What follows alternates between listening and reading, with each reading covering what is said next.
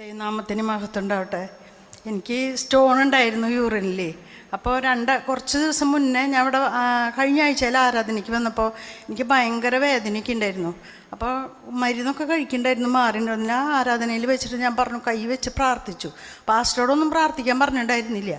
ആ പ്രാർത്ഥനയിൽ കഴിഞ്ഞ് ഡോക്ടറെ അടുത്ത് ചെന്നപ്പോൾ പറഞ്ഞു സ്കാൻ ചെയ്യാൻ പറഞ്ഞു.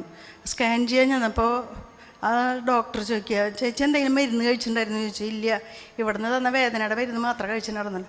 ആ സ്റ്റോൺ അവിടെ ഉണ്ടായിരുന്നില്ല.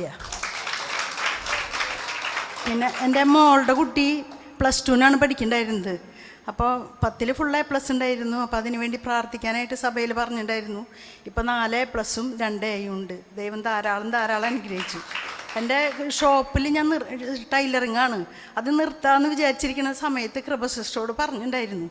ആ സമയത്ത് സിസ്റ്റർ പറഞ്ഞു, നിർത്തണ്ട, തുടർന്ന് കൊണ്ടുപോകാൻ. ഇപ്പം ഞാൻ വീണ്ടും ഒരാളെ കൂടെ ജോലിക്ക് വെച്ചു.